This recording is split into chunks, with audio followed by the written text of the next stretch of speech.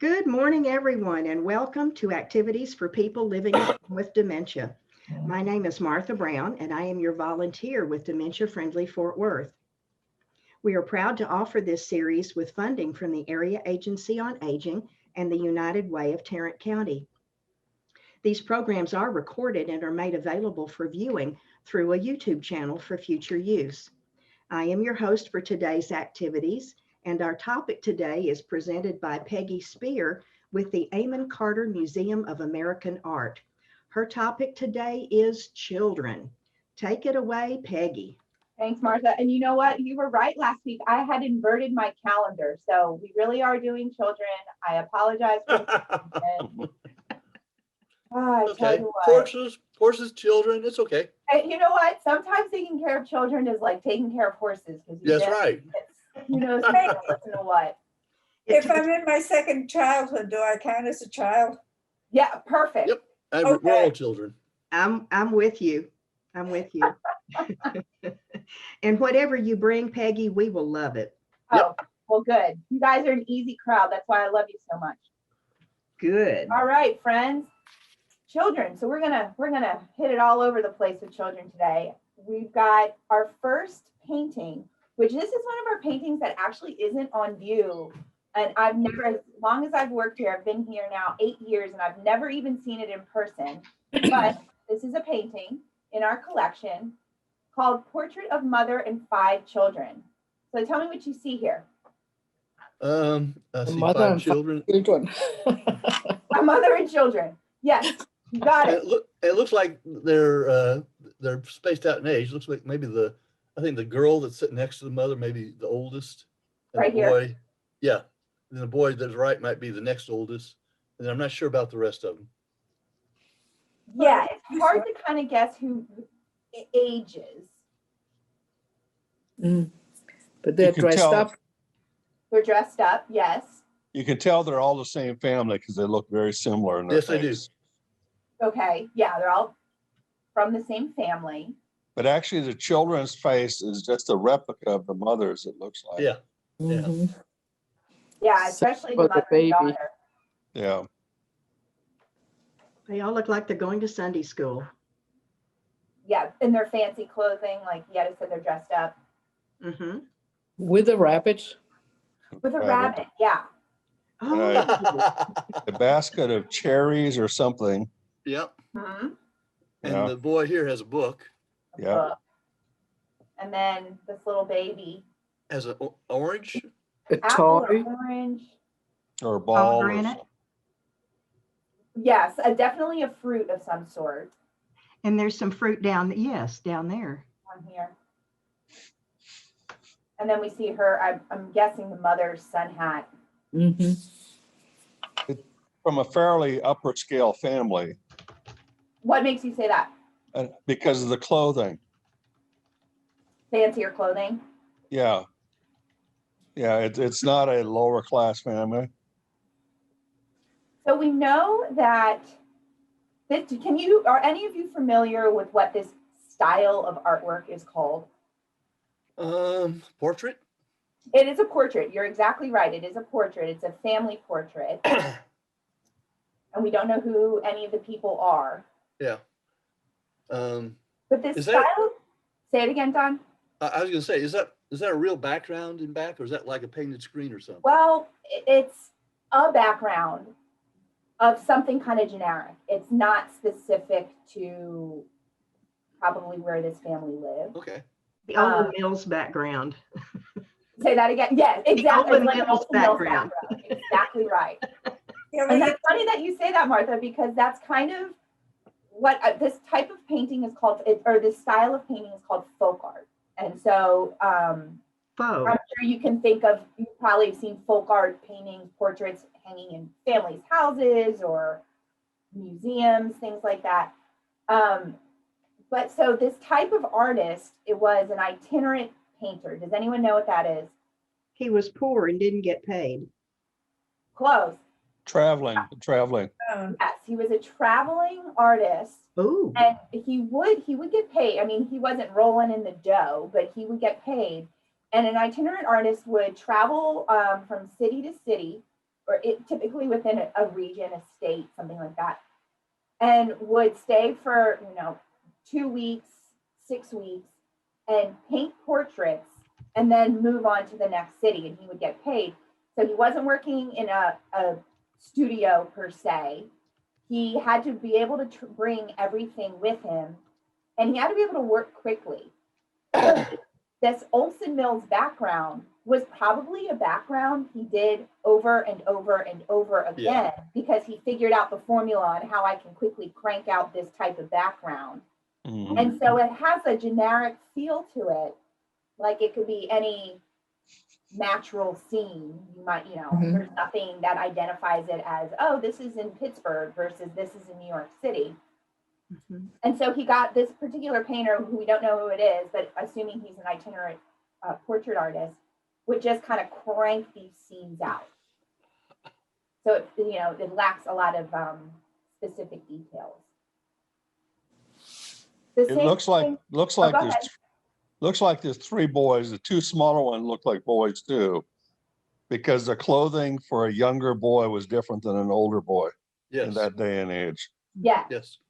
So around, and this is Puritan era, Mhm. boys would wear petticoats until they were old enough to wear trousers.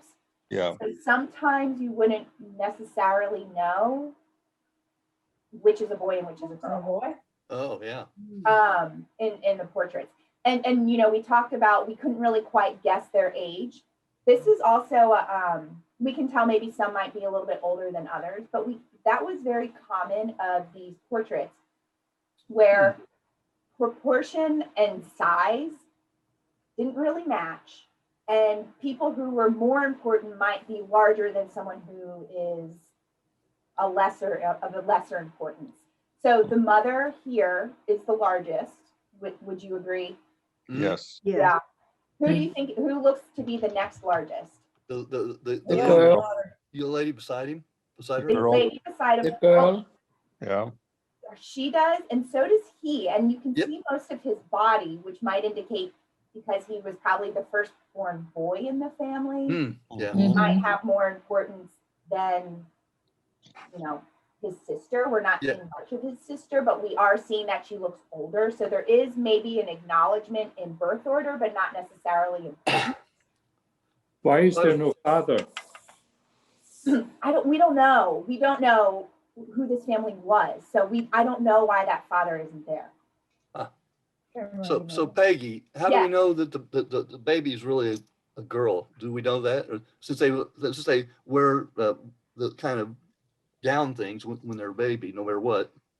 Yeah, it would suggest to me it's a girl, in that the ribbon around her bonnet is pink, Okay. and she's wearing bracelets that mimic the necklace of her mom Okay. and the necklace of her sister. That's right. And- Okay. Thank And you. the sleeves Red are the shoes. sleeves are more puffy, like a girl's. Yeah. Yeah. Raven hair. Yeah, she's. But that baby, we don't know, and this is very popular too, of these types of portraits, folk art portraits painted during this time. Someone might be dead in this family, and we don't know it, but this portrait was still made as a way to kind of commemorate what that Mhm. family unit was. But again, we don't know who any of these sitters are. So that baby might not have actually lived, speculation. And there are portraits where it's like, oh, well, we know for a fact that in that family of 10, only 4 of the children were actually living to adulthood or something like that. But they wanted a portrait of all of their children. So we don't know anything about that with this particular family, but that is something that could be, that maybe not all of these children had survived past a certain age in childhood. Right. Another thing too that's really common with these portraits is, and someone pointed out the bunny, Mhm. just throwing in animals, and they meant nothing, or sometimes they were emblematic, like this little girl maybe holding the fruit, that could have been emblematic of something in their family that ties them to that particular fruit. This older boy holding a book, he might have been in training to go to university or learning to go to university. Well, yeah, he might be the one that's being taught to read. Exactly. Yeah. So there could be, I mean, again, since we don't know anything about this family, that we don't know what those symbols necessarily mean. The same thing with the bunny, that could mean something, or it could just be a cute fuzzy furry that they threw in there because that kid needed something with his hands. As you can see, not many hands are shown. Hands were really, really hard to paint. And so like I'm sure you've heard the turn of phrase, it cost me an arm and a leg. Yep. That stems from portraiture. If you wanted your hands or feet shown, that cost a lot more than just having your portrait of, maybe your bust shown. So hands were hard to paint. So we can see the mother's hands and, references to hands, but we're not seeing the full detailing that might a artist who was formally trained might do.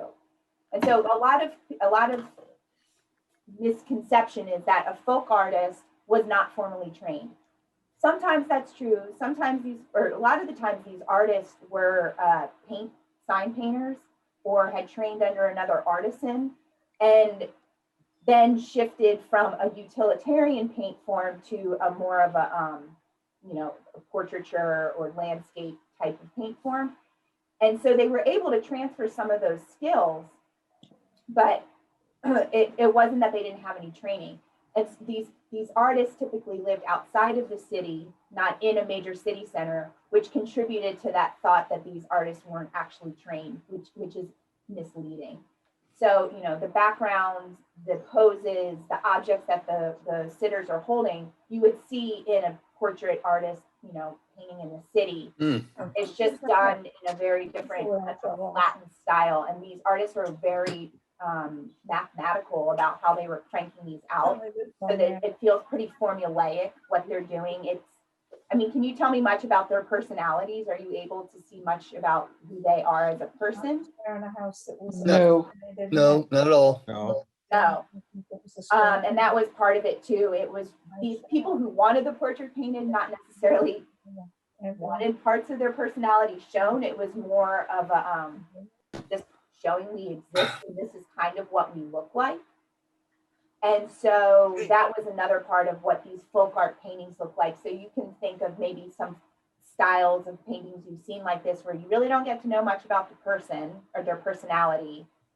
You just kind of know, you sort of have an idea about their socioeconomic class because of maybe the style of clothing or the elaborate, the fanciness of their clothing. But even then, that's kind of circumspect. We don't know how wealthy this family was. Yeah. This could have been the nicest outfit they ever owned, and that was it. So it's more of a not capturing a moment of their lives, capturing more of the fact that they existed. Mhm. So you mentioned the everybody with a serious look on their faces. Portraits in early photography, I've seen some of my family portraits or pictures from a long time ago, and they all standing there look like they're at a funeral when they're just getting picture taken. Yeah. Part of that too with photography, that's a little bit different. They would have to stand still for so long for that exposure that, could you imagine holding your file for several minutes? It would start to look fake. It would start to just fade. like that. Yeah. They even had devices for portraits like that. If they were sitting where you couldn't see it, but their head was being held in place, their body was being held in place, so that if they ever started to slouch, there was something to kind of keep their body in position. So those photographs are kind of a product of the photographic technology. Okay, thank you. This, and it would probably also in vogue too. You don't want like your pearly whites where you're, gun, Lincoln and gun kind of, it was very straightforward. These are the likes of these people and that's all you're going to get. And again, this artist was kind of cranking through these portraits. So he didn't really get time to know these people. He didn't really want to learn about these people. It was, I want my money. I've got to go to the next family so then I can go to the next town. So there was a speediness to it that kind of eliminated some of those nuances. The background. Right, so we're going to move. Oh, Martha, were you going to say something?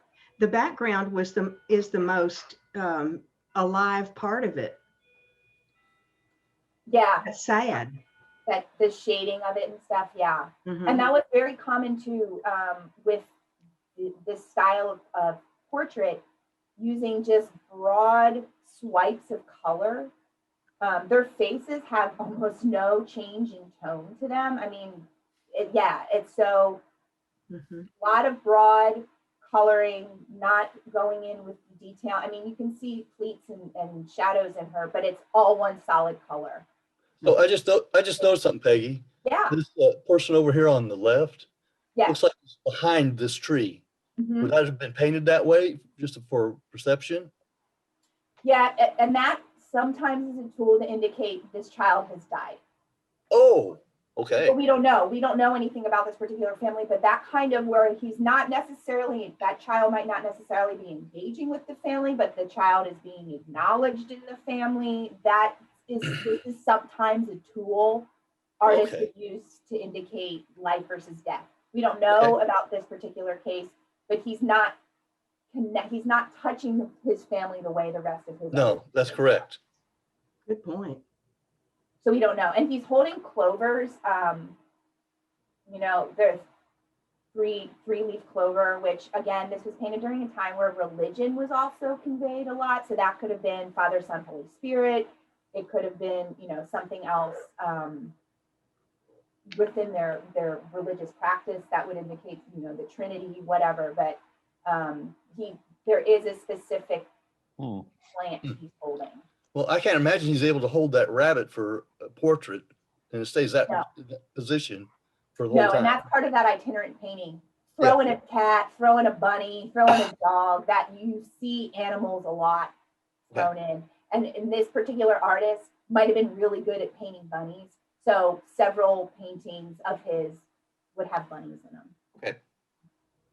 So we're going to move to another portrait. So this is oil on canvas. We're moving to another portrait and painted in this same style. And this is watercolor on paper. So what are we seeing here that is kind of similar to what we saw before? I think it's a little girl and she's dressed up very nicely. Yes, nice clothing. Generic background. Generic background, yeah, exactly. And no expression in the face. Mm-hmm. Mm-hmm. Yeah, you're right, you got a very dead face. What's different about this particular portrait? She's got her feet. We see her feet. Mm-hmm. Yeah, we see a full body. She's It out looks of like proportion. Sorry, Steve. It looks like she's holding a flower, but she has flowers in a basket too. Yeah. Right, you're right. Yeah.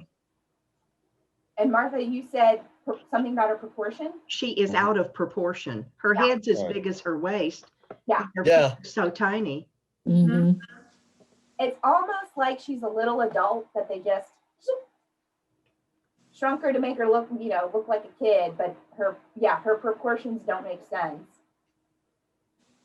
What we do know is that there's an actual person attributed to creating this. And we do know that this was a real person, the name of this particular person. So we do have a little more detail about that. But yeah, you guys hit all of the same attributes of this folk art type of painting.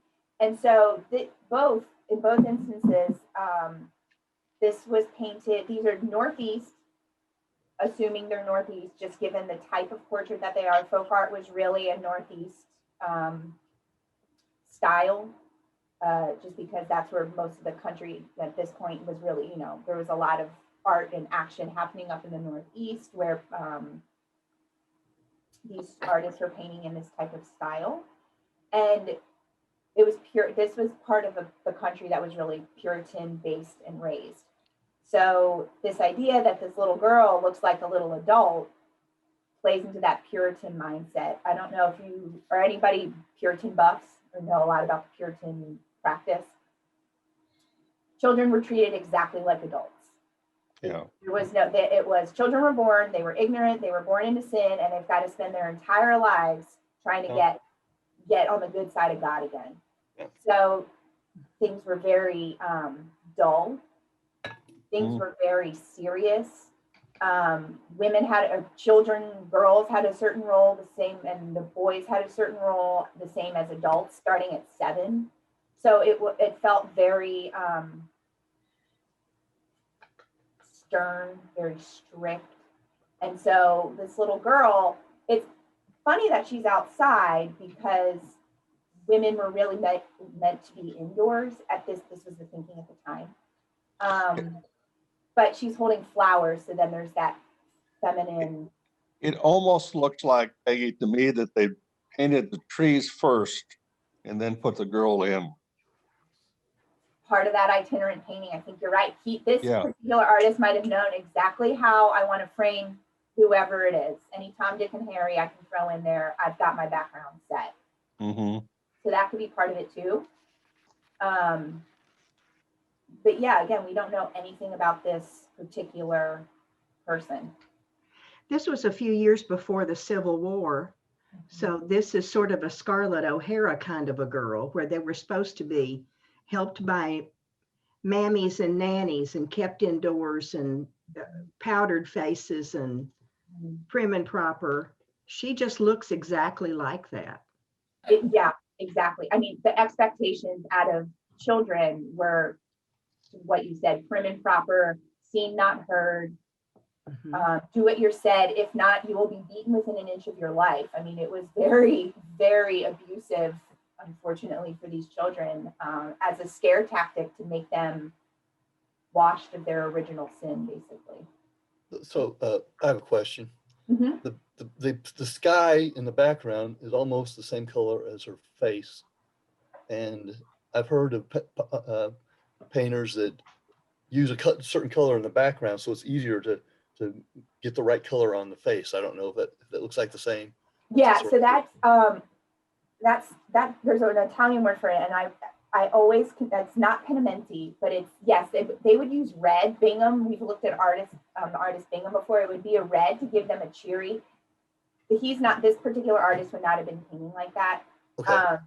It's the color of the paper, and that it's just a watercolor on paper. So too, also this watercolor fades really quickly.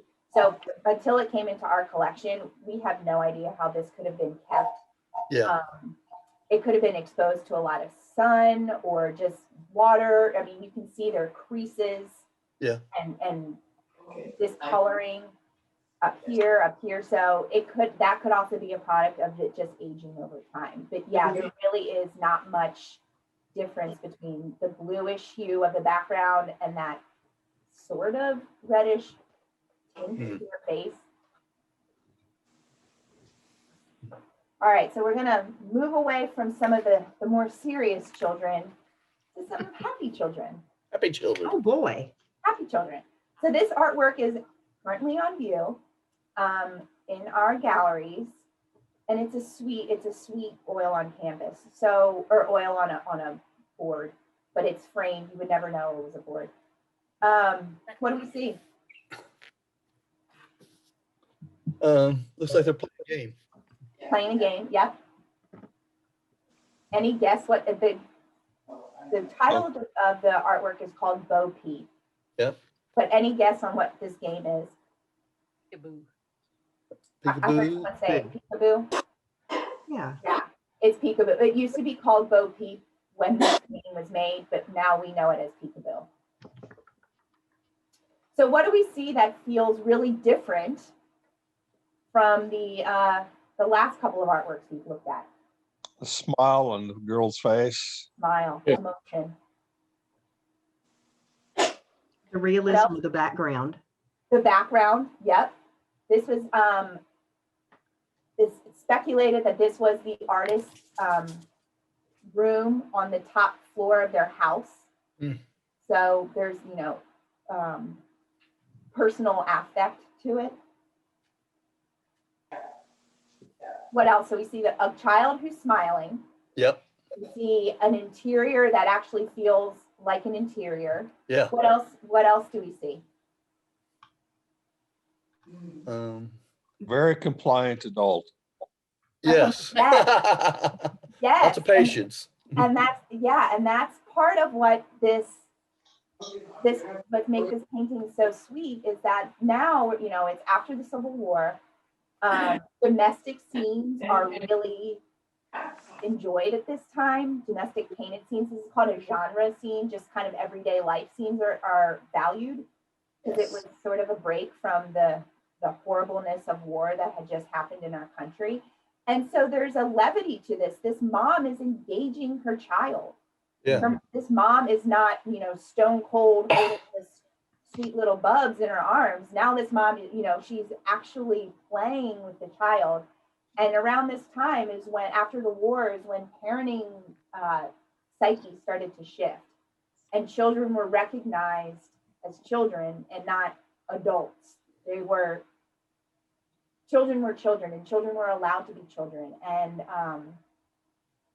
these happy scenes kind of were a break for that of social tension. It was, you know, something everybody could relate to, whether you're north or south. Folks, I'm going to have to leave. All right, Steve, thanks. I'll see you tomorrow. Thank you, Peggy. We're Thank going to you. do Welcome next week. conversations tomorrow. Bye. Steve. Have to leave too. Bye, Nancy. Bye, Miss Nancy. Have a great day. So, gosh, I just looked at the time. It's already almost 11. We've got till 11:15 if you want it, Peggy. Okay, well, then we've got your option. We can jump. We've got 2 more artworks we can look at. We can either kind of gloss through them, or we can spend more time with one or the other. And I'll show you, and we'll take a little vote. I've got a question about this one first. Sure. This porcelain here. It looks like it's got a shadow on the wall. Or It does.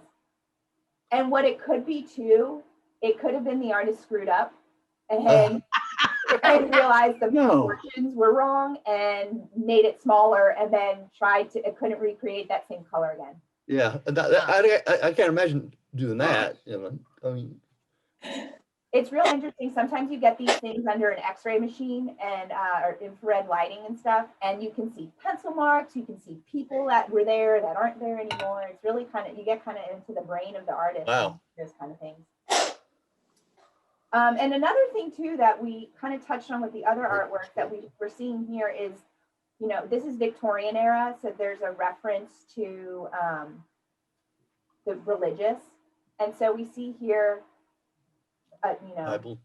Yeah, a Bible, and someplace where the person could kneel, and there's a cross which you can see in person, but you're not seeing here. But there's a cross detail over this way in the artwork. So again, domestic scene at home. They think people speculate that this was the artist's wife, and this was the artist's little girl, and her name was Ethel. So just a sweet scene of a child with her mom, and this was the only child the artist ever had. So she was a very popular subject of his artwork for a few years. Right now And she had time, the artist had time to paint because there was only one child. Yeah, as best he could. And that too, the fact that he was painting in his home and not in a studio, that was kind of uncommon of the time. So it was real interesting to see that his family dynamic, he wanted to be home and with his family versus getting out of Dodge and working in a studio that was not attached to their house. And was also not itinerant. Yes, exactly. That is a big difference. So he was actually living in the city painting versus out in the country. I think he lived in a row home. I want to say New York, but he lived in a row home, and this was the top floor of his house. All right, so we've got 2 more artworks. We can either look at this one, or I'm making the decision for you. We'll just quickly glance at this one. This is Winslow Homer. We've talked about Homer in the past. He was an illustrator as well as a painter. And this is one of those artworks that, again, this is painted around the same, or this was an engraving done around the same time as the last artwork we saw. And it shows children, we see children having a really good time at the beach. And so again, this is what the country was needing at that time. It just gone through the Civil War. Everybody was still recovering from that. Families were destroyed, members were killed, people had opposing views within the same family. So you don't get a sense of any of that drama. You just get a happy beach day. So we see kids playing, on the seesaw. This artwork is called Seesaw. And then we see girls playing Cat's Cradle. Do you remember Yep. that string game? Oh, yeah. Yeah. That's exactly what they're doing there. So just a happy beach scene. And that's all it really was. All right, so totally shifting gears. We have happy kids doing happy things, and now we're gonna end on a rougher note. What do we see? We see children working in dangerous jobs. Yes. Yeah. Dangerous times. That chain is huge. And it Yeah. was moving. That chain was on a belt that would have been moving. And this poor little boy, Charlie McBride, had to pull the wood. You can see there's wood slats. He would Yep. have to pull the wood slats off of this moving chain 10 hours a day. Oh my. Oh, dang. Outdoors in Texas, in Beaumont, Texas. In Beaumont, wow. Oh my goodness. So poor Charlie McBride, and sometimes when his friend here, he'd pull the wood off this chute, and he'd lay him here. And this little boy was using the saw to cut the wood. He was at least trained to use the saw, but sometimes when he wasn't there, Charlie would have to jump on the saw and use it himself. Mm. So this particular artist, Louis Wick Hines, made a career out of photographing the awful work conditions children were exposed to. The fact that children were even working was one thing. He is like one of the biggest, if not the biggest force that created children work labor laws. Because he was able to go around the country, all the way from Maine down to Texas, documenting these awful work conditions, and then brought them to the government. So you can see all of these, not all, but a lot of these photographs are with the government in the Library of Congress now, because these were used as part of the federal case to change children's labor laws. Yeah, so that's be my next question. When did children labor laws really take effect? Oof. You don't have to answer that. You don't have to answer that. This was taken in 1913, so I want to say that this is when it was really kicking off, and I don't know when those were actually put into effect. Especially with the Great Depression, I'm not sure how hard observed those were when people were needing to get money anywhere they could. But in big city, kids were working 10 hours a day and only making 50 cents a day. Yeah. Which is equivalent to like $4 now. And so this was, we've got a circular saw, they're outdoors, they're not trained. He's 12 years old. They would have to travel in, because these were, this was the Industrial Revolution time. So these were having to, leave certain parts of the city to get to other parts of the city. So, these kids were putting in crazy, crazy, crazy days. And so thousands of children were employed. And so this was something that was really becoming a problem in the United States. And so his photographs, he went from Maine to lumber yards. I grew up in Baltimore. There are a lot of oyster canneries and things like that going into those places where kids were using melting down tin to create the cans and falling into these molten things. So it was awful. And so we can thank Louis Hines for all of his work and helping kids be protected. Peggy, I just Googled it. They started to try to do legislation in 1906 for child labor laws, and in 1938 was the Fair Labor Standards Act. So it took 32 years. Wow. Wow. Yeah, and industrial revolution started in the mid 1850s. Yes. And children then started going to work. So almost 100 years later, they stepped in and said enough is enough. So, but you can find, if you Google Hines' work, there's so many really very interesting pictures of these children on these different at these different factories. Little children as young as 5 years old, because their older brother was going, they would take the, so it was really bad, but we have a bunch of pictures documenting what that looked like in the United States. And this is a wood company that is Beaumont, Texas. All right, well, Welcome, Janine. hi, Janine. We're just about to wrap up. We're sorry we missed you. Yeah, I was on a call with the internet people. Oh. Yeah, that probably wasn't a short call either. Well, next week we're back and we're doing sports. I looked ahead. We're doing sports because next Sunday is not this Sunday coming up, but the following is Super Bowl Sunday. So we're gonna get in the mood with All right. some images and prints and stuff from our collection that shows sports. You're not ever going to run out of topics, are you, Peggy? Not while we're virtual, which is awesome because I can use any artwork I want versus what's out in the walls. That's only like a fraction of what we got. So I'm loving it. That's wonderful. Well, And if you guys ever have any suggestions on things you want to talk about, please tell me because I will run out of ideas eventually. So anything you guys are interested in, I will be happy to put together something. All right. Thank you. okay. Color. Want to unmute yourselves? I muted some of you. Take a look. Yetta, Paulette, Janine, Dee. If there's anything you'd like to say, I had muted some of you for background noise earlier. I like bright colors. I think a color abstract session would be cool. Ooh, okay. Ooh.